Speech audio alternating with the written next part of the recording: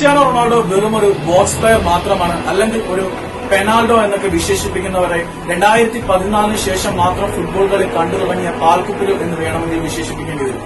കാരണം 2013-14 സീസണിന് മുൻപുള്ള ക്രിസ്ത്യാനോ റൊണാൾഡോയുടെ കളി കണ്ടവർ ആരും അദ്ദേഹത്തിനെ അത്തരത്തിൽ ആക്ഷേപിക്കുകയില്ല. കാരണം മാഞ്ചസ്റ്റർ യുണൈറ്റഡിന്റെ മധ്യനിരയിൽ കവിത രചിക്കുന്നവനായിരുന്നു ക്രിസ്ത്യാനോ റൊണാൾഡോ എന്ന പടങ്ങിപ്പടയാളികളുടെ കപ്പിത്താൻ.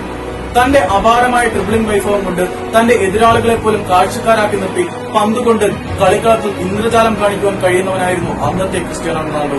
മാത്രവുമല്ല, കണ്ണഞ്ചിപ്പിക്കുന്ന വേഗത്തിൽ വായുവിൽ ഗതിമാറി ഗോൾ വലയെ ചുംബിക്കുന്ന നെക്കിൾ ബാൾ, ലോങ് റേഞ്ചർ ഷോട്ടുകളും ഫ്രീ കിക്ക് ഗോളുകളും അദ്ദേഹത്തിന്റെ മാത്രം സവിശേഷതയായിരുന്നു അന്ന്.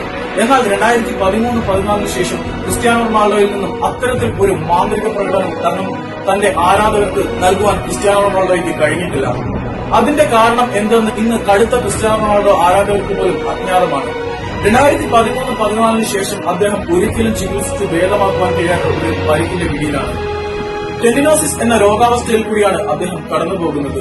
നമ്മുടെ കാൽമുട്ടിലൊക്കെ ബാധിക്കുന്ന പരിക്കുകളിൽ നിന്ന് നമ്മളെ മുക്തമാക്കുവാൻ സഹായിക്കുന്നത് അവിടെയുള്ള കൊളാജൻ കലകളാണ്, അഥവാ കൊളാജൻ ടിഷ്യൂസ് ആണ്. എന്നാൽ നമുക്ക് എല്ലാവർക്കും അറിയാം, ക്രിസ്ത്യാനോയെ പോലെ ഹാർഡ് വർക്കറായിട്ടുള്ള ഒരു ഫുട്ബോളർ ലോക ഫുട്ബോളിന്റെ ചരിത്രത്തിൽ ഇന്നുവരെ ഉണ്ടായിട്ടില്ല എന്ന്. തന്റെ അപാരമായ ഡ്രിബ്ലിംഗും തന്റേതായ നെക്കിൾ ബോൾ, ഫ്രീ കിക്കുകളും ലോങ് റേഞ്ചർ ബോളുകളുമൊക്കെ കൂടുതൽ മികവുറ്റതാക്കാൻ വേണ്ടിയിട്ട് മറ്റ് താരങ്ങൾ പരിശീലിക്കുന്നതിനേക്കാൾ എത്രയോ ഇരട്ടി സമയം ക്രിസ്ത്യാനോ റൊണാൾഡോ ഗ്രൗണ്ടിൽ ചിലവഴിക്കുന്നതായി നമുക്ക് എല്ലാവർക്കും അറിയാവുന്നതാണ്. ഇങ്ങനെയുള്ള നിരന്തരമായ ഉപയോഗം മൂലം അദ്ദേഹത്തിന്റെ കാൽമുട്ടിലെ കൊളാജിൻ ക്ലവലുകൾക്ക് ശോഷണം സംഭവിച്ചു. ഇങ്ങനെ കാൽമുട്ടിന്റെ കൊളാജിൻ ക്ലവലുകൾക്ക് സംഭവിച്ച ശോഷണമാണ് അദ്ദേഹത്തിന്റെ ടെൻഡിനോസിസ് എന്ന രോഗാവസ്ഥയിലേക്ക് തള്ളിവിട്ടത്. ഇതിനെ ഒരിക്കലും ചികിത്സിച്ച് ഭേദമാക്കുവാൻ കഴിയില്ല. ഇതിനുള്ള ഏക പ്രതിവിധി ഫുട്ബോളിൽ നിന്ന് മാറി നിൽക്കുക എന്നതാണ്.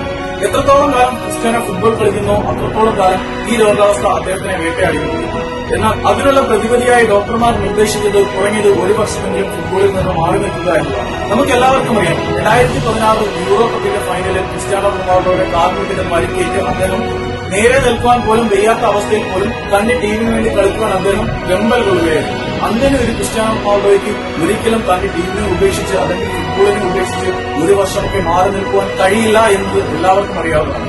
എന്നാൽ ക്രിസ്ത്യാനോ റൊണാൾഡോ തനിക്ക് സംഭവിച്ച ആ ദൗർഭാഗ്യ വിധിയെന്ന പരിക്കിനെ മറികടക്കുവാൻ തന്റേതായ രീതിയിൽ സ്വയം പരിവർത്തനം ചെയ്തു. അതെന്നാൽ 2013-14 സീസണിന് മുമ്പ് ക്രിസ്ത്യാനോ കൂടുതലായും സ്കോർ ചെയ്യുന്നത് ട്രിബിളിംഗ് ഗോളുകളും ലോങ് റേഞ്ചർ ഗോളുകളും ഒക്കെ ആയിരുന്നു. എന്നാൽ 2013-14 ശേഷം ഈ പരിക്കിന്റെ പിടിയിൽ നിന്നും കുറച്ചെങ്കിലും രക്ഷപ്പെടുവാൻ വേണ്ടിയിട്ട് അദ്ദേഹം തന്റെ കേളി ശൈലിക്ക് മാറ്റം വരുത്തി.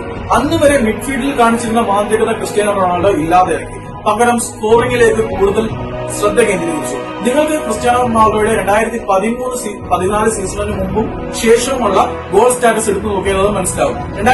ആ സീസണിന് മുൻപ്, അതുവരെയുള്ള സീസണുകൾക്ക് മുൻപ് ക്രിസ്ത്യാനോ റൊണാൾഡോ സീസണിൽ നേടിയിരുന്ന ഹെഡർ ഗോളുകളുടെ എണ്ണം പരമാവധി 5-ഓ 6-ഓ അതിൽ താഴെയോ ആയിരുന്നു.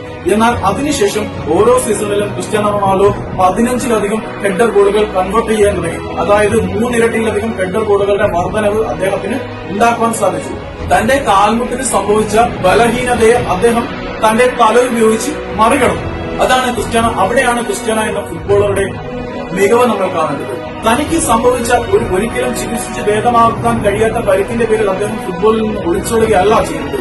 തന്റെ കുറവുകളെ എങ്ങനെ പ്രയോജനപ്പെടുത്താമെന്നാണ് അദ്ദേഹം ചിന്തിച്ചത്.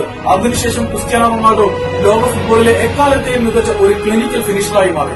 ബോക്സിലേക്ക് എങ്ങനെ പന്തെത്തിയാലും ഒരു ചീറ്റപ്പുലിയെ പോലെ ചാടി വീണ് സ്കോർ ചെയ്യാൻ ക്രിസ്ത്യാനോ റൊണാൾഡോ എന്ന പോരാളി അവിടെ സജ്ജനായി. അതുകൊണ്ട് ക്രിസ്ത്യാനോയ്ക്ക് ട്രിബിൾ ചെയ്യാൻ കഴിയുന്നില്ല, ലോങ് റേഞ്ചർ ബോൾ എടുക്കാൻ കഴിയുന്നില്ല, ഫ്രീ കിക്ക് അടിക്കാൻ കഴിയുന്നില്ല എന്നൊക്കെ കളിയാക്കുന്നത് ഒന്ന് നോക്കുക. 2014 മുമ്പുള്ള ക്രിസ്ത്യാനോ റൊണാൾഡോ എന്ന